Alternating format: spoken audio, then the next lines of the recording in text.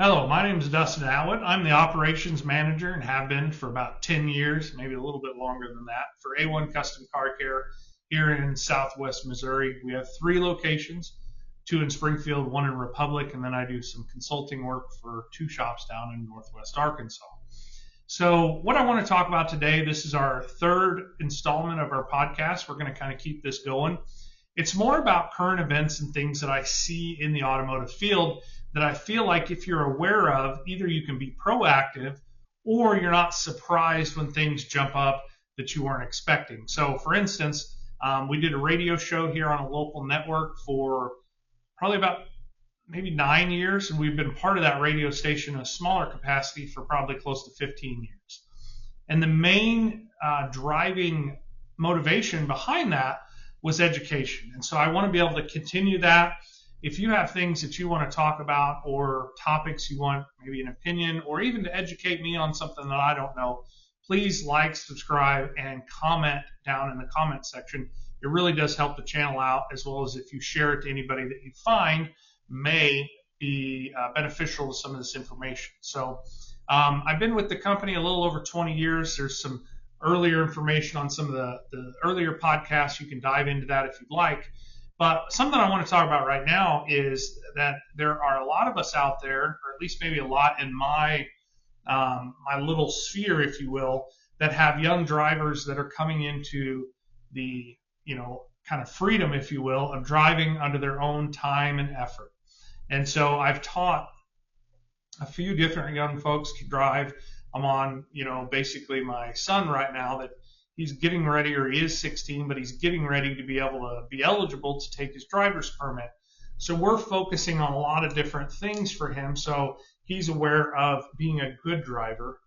I think God knows here in Southwest Missouri and even here in the States, wherever you find yourself, we need more good drivers, especially young, inexperienced drivers that are good and confident when they get out there on the road. They, A, are not creating situations, but B, if they find themselves in a situation, they know what to do about it to get themselves out of it safely and hopefully not harm themselves or, God forbid, anybody else. So we're spending a lot of times, even this evening when I leave from work here in a little while, I plan to go pick him up, and then he's going to be my driver for the next several hours this evening to make sure that he's ready when he comes up to take his driving exam. So one of the biggest lessons, I guess, or things I thought we would talk about today, and this is not something that I came up with, another shop owner here in Springfield. So, Doug, if you're out there and you happen to run into this video, which I seriously doubt, he shared with me many years ago, and when he said it, every once in a while you hear these things in life and you're like, okay, I have to file that one away, is that the driver's main job is to make your passenger, which in my case will be me, very comfortable riding with you. So you're maintaining your lane, you're maintaining your speed, you're not tailgating, you're not off of the speed of whatever the road is or the speed limit too far to where you're going too slow and impeding traffic. Your turns are nice and smooth. Your stops are nice and smooth. There's a confidence about you, not a false confidence, but a confidence that, hey, I know what I'm doing and I'm going to keep you safe and this is going to be a pleasant drive, versus folks that aren't, and they're all over the road. They're too touchy on the brakes. They're too touchy on the throttle. They don't maintain the speed. They don't maintain their lane. Their turns are typically at speed and too fast, and they just don't know what to do about it. So that's something that I'm working on with my son right now, as well as automotive awareness. Now, unfortunately, being in the automotive field for a couple of decades now, I've seen the consequences of when people don't know, hey, they should check their oil, or they don't know that I got a low tire and I shouldn't drive on it. They don't know when it's overheating what to do. And I'm sure I'm going to have issues. Even some of our older kids, my wife and I's older kids, we've had issues with them, just not knowing. And a lot of times I take it for granted, like this information that's here, everybody has it out there. And I kind of forget that from time to time. So a couple of the things, I guess, just that we're going to talk about now is kind of I don't want to say a pre-trip inspection, but something I do pretty regularly. If you don't have a TPMS system, which stands for Tire Pressure Monitoring System, that's the little horseshoe light on your dash, if you will. that tells you whether you have a low tire or not, or maybe it tells you the PSI or lack thereof in your vehicle. That's actually a very good system in my opinion. When it first came out, I thought, I don't really. I mean, that's kind of a waste, if you will. It's a nice to have, not a need to have. But I think in today's world, the fact that the technology is there, the parts and the serviceability is fairly reasonable and somewhat standardized, it makes it really nice to have, and it's borderline on a need to have. So if you ever run a tire low on air, A, it's unsafe. The vehicle's kind of all over the road. B, it overheats the tire and damages it from the inside out. And so I don't know about you guys, but I did just put a set of tires on this particular truck. They're not giving them away. Even if you're in the business and you can mount and balance your own tires, really that's a marginal fee for the amount of work that it is. To me, it was probably worth it more to pay one of my guys to do it than it was me. Now, I didn't do that because I enjoy working on cars, but I'm just telling you that it's not that much cheaper if you're able to do the service on tires yourself. So I want to make sure and protect them as much as possible, and I want to make sure that he's safe out there on the road. So making sure the tires are in good shape and having the ability to deal with it if and when you have a low tire. So pretty much all of my vehicles in my personal fleet either have a cordless air compressor, whether it's a Milwaukee, DeWalt, or Snap-on. My favorite still is a Milwaukee. I've tested all three of those, the M12, the M18, the 20-volt DeWalt standalone compressor, the 60 or 20-volt pancake compressor, which is pretty good, and then the Snap-on. As you can see behind me, I do like Snap-on. They make a lot of good products. That air compressor, not impressed. If I had it to do over again, I would have kept that pile of money and not bought it. The Milwaukee one, however, I absolutely would replace it if, God forbid, something happened to it today, and I probably will buy additional ones so I have some more options in vehicles. But even if you don't want to spend that kind of money, they make anywhere from $40 to about $60 on Amazon. I'm not going to put any links in there. You can Amazon, Google it just as good as I can. They're 12 volt. They come in a little typically black bag. They make good air as far as like you're not going to be there forever like you are at a gas station. They hook positive and negative. They're red and black coated to your battery, and then you can flick them with a power on and off switch. There's a gauge on there that'll show you, hey, I'm good, and then you can get it into a tire shop. If you have a tire that continuously needs air, get it into a tire shop. Get it into one of our shops. If not, get it to somebody's tire shop, because you will drive on that tire and you'll ruin it, and it's going to cost you on the low end $100. On the high end, I've seen $350, $400 tires out there. Excuse me, I'll get a little drink here. So that's an important thing. Keeping fuel in the vehicle. That's something that I talk about with new drivers quite often. I really don't want a vehicle ever run below a quarter tank of fuel. It costs the same amount of money to run it on a quarter tank as it does to run it on E. You save no money. But what you gain is that quarter of a tank keeps the in-tank pump, which is about this tall on almost all vehicles. It keeps it submerged in cold or cool gasoline. Now, it is safe. We've been running these systems for decades. We've got away from the exploding cars for the most part. But you don't want to overheat that electric pump, burn it out, and then have a fairly medium to large repair bill. Even if you could do it yourself, the expense and your time is worth something. I've literally gotten hundreds of thousands of miles where I see people at 40, 60, 80,000 burn up their pumps because they're constantly driving it on E, and they don't save any money. It costs the same amount. So that's something that I kind of talk with young drivers quite a bit about. The same part of that is, I'm sure there's some of you out there that may or may not do this. You fill up your tank. When it clicks off, you can fit another $3, $4, $5 worth of fuel in there, maybe even another gallon or two, and you fill the tank all the way up the filler neck. Well, there is venting in there that if it, on certain makes and models, if it ever pushes liquid into the charcoal canister, and I don't want to nerd out too much, but just stay with me for a minute. That extra fuel, when you put fuel in a car and it actually clicks off, as you put fuel in, for it not to back up through the filler neck, it's pushing or displacing the air that's in the tank into the charcoal canister, and then it vents into atmosphere. The charcoal captures the fuel vapors, and anybody that's looked at a gas can out in the sun, you see the vapors coming out of the fuel can. That charcoal catches and absorbs the vapors, and then when you give it a pretty good throttle request, the purge valve opens and it exhausts all those vapors into the engine and burns them, so you don't lose them. It doesn't also pollute the atmosphere. So when you fill it up, or you continuously fill it up, it'll push liquid gasoline in there, oversaturate the charcoal, break the charcoal down, and then we have $1,000 to $2,000 repair getting all that fixed. So that's a little bit probably deep in the weeds for new drivers, but this is the coaching that I really feel like needs to happen, because people don't know this or don't tell anybody this, and then they come in and I'm talking with them about a fairly large repair they weren't ready for, and the education piece is what could have helped them save or be able to allocate that money somewhere else. And that's really why I got in the business. I'm very good at fixing cars, and when I say that is A1 Custom Car Care, because it's a lot bigger. I could not fix all of your vehicles, diagnose them, get them repaired, and get them back to you by myself, nor do I want to.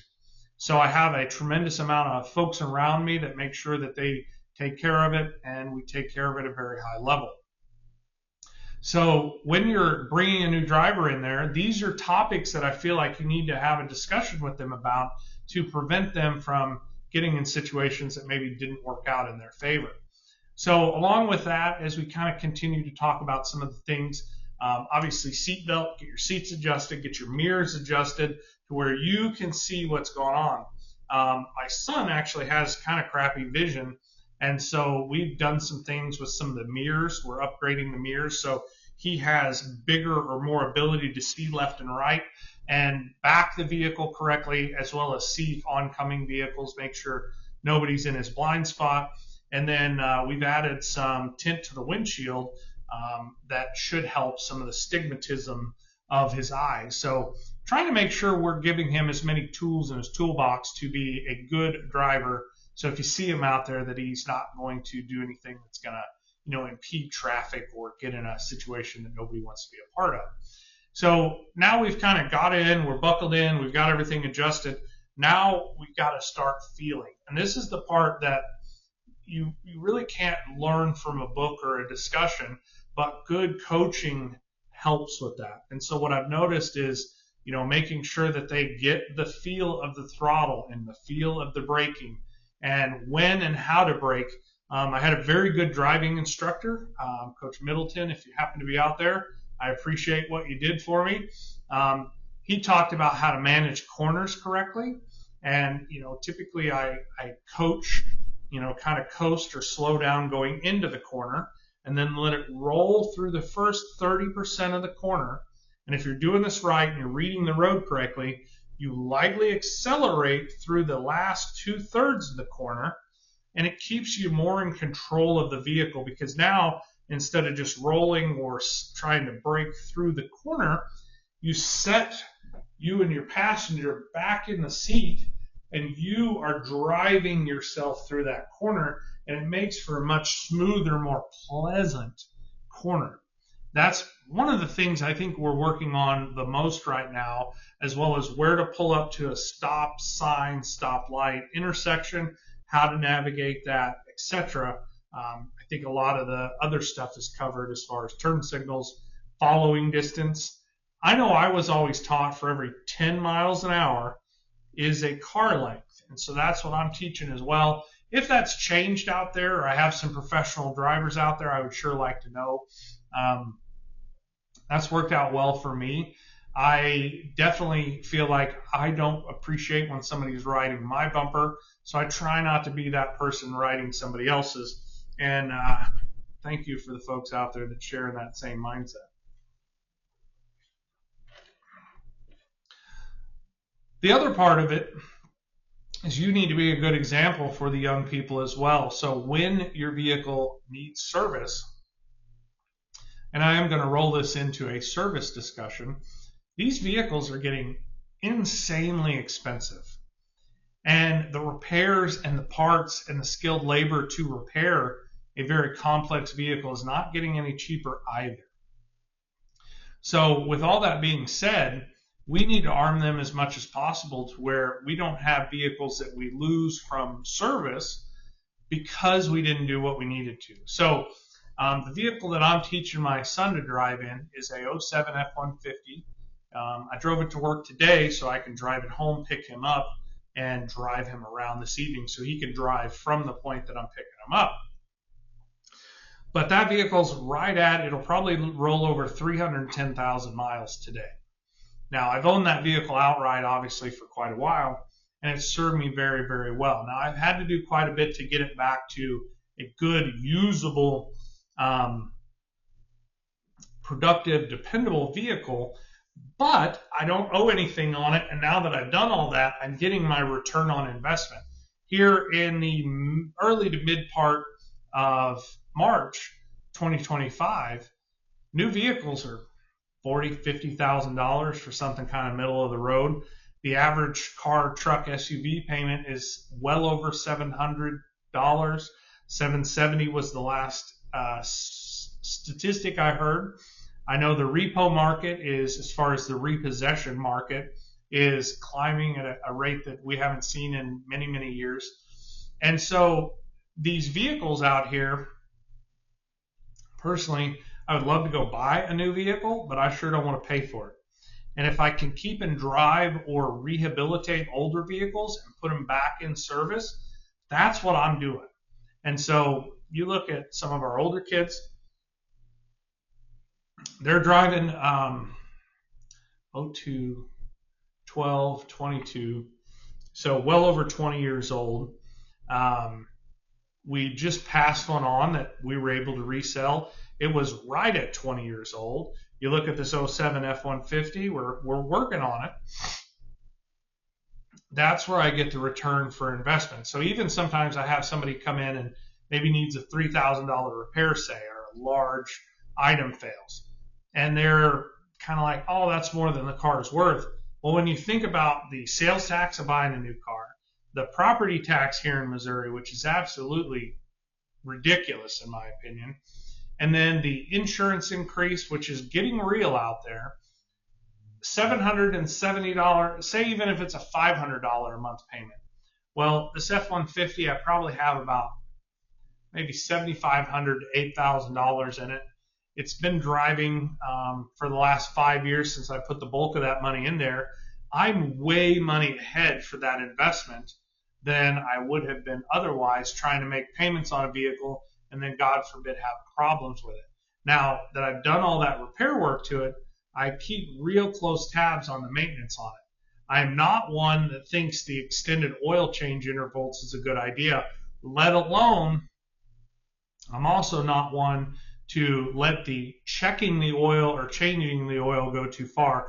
But literally 9 out of 10 cars that I see at any of our locations, which service a pretty significant amount of cars a month, when I rip the dipstick on them, which we do a lot, most of them are 1, 2, or 3 quarts low on oil. I literally had one towed in, and it was a diesel-powered vehicle that was oil pressure driven to fire in the injectors. It was an older diesel. It was run out of oil to the point that it had no more oil to open the injectors up and stalled.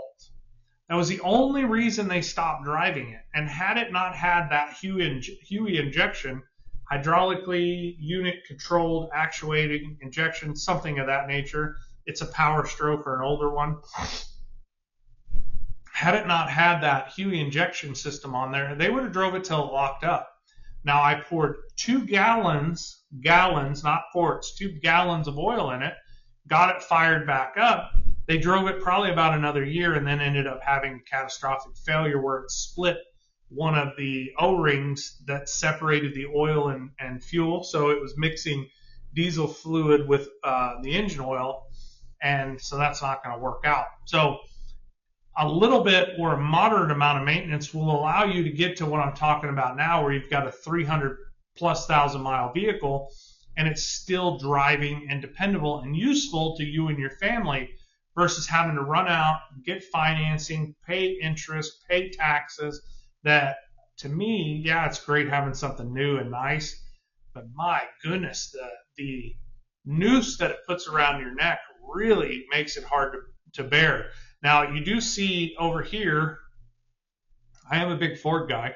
That doesn't mean I don't love my GM. And then certain Mopar Dodge items, not necessarily Stellantis. I'm very good at fixing them, but they have really changed hands over years. So if you have a Dodge, Mopar, Jeep, Ram, very good, and I can get a lot more life out of them as well. But you got to come at it from a different angle.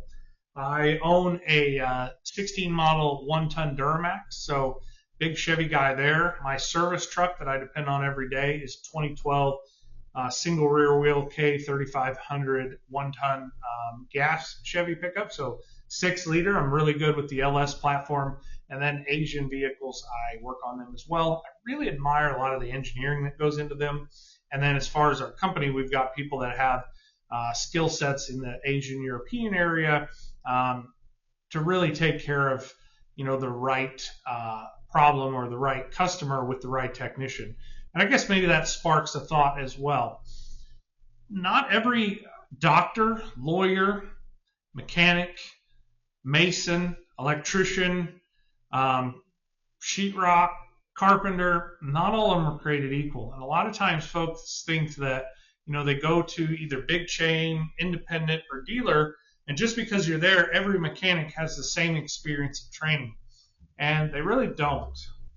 And we do a very, very high-level job of making sure that we continue our education and making sure that we shuffle your vehicle to the right mechanic that has experience and training.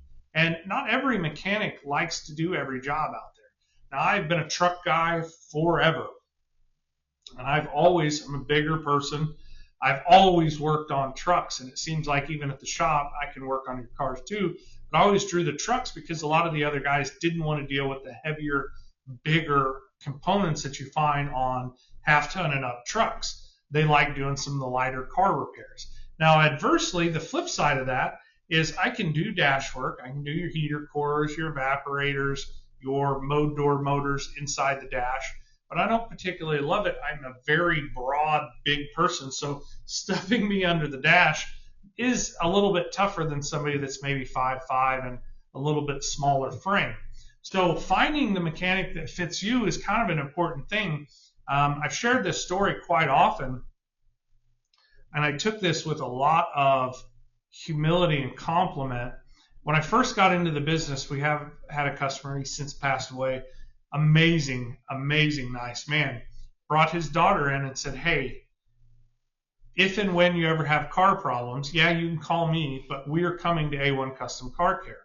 And so we have serviced not only his vehicle for decades, but we've then serviced the daughter's vehicle for decades. So that's kind of a cool thing, right?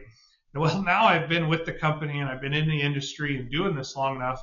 Several years ago, she brought her daughter in, who already knew us from coming up through as she grew up, and said, hey, this is who you take your car to. This is who I have. You can obviously call me, but we're going to have A1 Custom take care of your vehicle. And I have taken that as a great compliment for many decades. And I've had other similar situations, but that's the one that sticks out in my memory the most as the biggest compliment, that not only did we, take care of the first generation and the second generation and the third generation, even in my time here with A1 Custom. And so that's been a really cool thing to be a part of.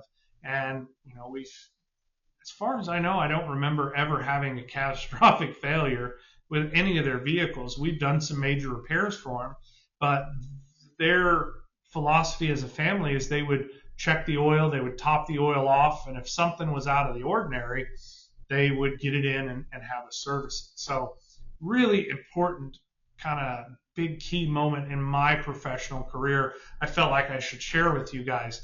Some of the other ones that have kind of happened over the years is I've watched kind of some of the bad things, but there's some good out there. I've seen the Slick Willie, used to be Craigslist, now it's probably Marketplace, scams that are going on out there where they Band-Aid and bubblegum a vehicle together. They meet you in a parking lot. They sell it. They take your cash money and they bolt. I've seen that happen. I've seen people stick through our pre-purchase inspection program, sometimes 6 to 10 cars, and that's a lot to ask of you. But I've seen them buy vehicles that were well worth the money that they've got 10, 20 years of service out of. And then I've seen folks that I look at 2 or 3 and I tell them no, no, no. And then they don't bring one because they get fed up with hearing no, and they buy one. And it needs $8,000 worth of work for it to be safe for them to drive dependably.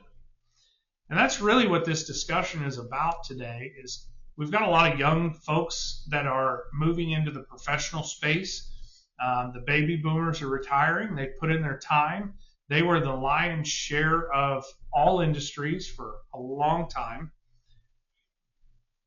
And I'm seeing that change right now. I don't know about you guys, but A1 Custom has done a very good job keeping up with that. So we have some of the younger folks that I'm not as young as I once was, I guess, but keeping up with some of those changes. And then now I'm trying to usher in even people to do and teach some of the things that I've learned over the years. So in 5 years, 10 years, they're able to do what I am able to do now, if not better.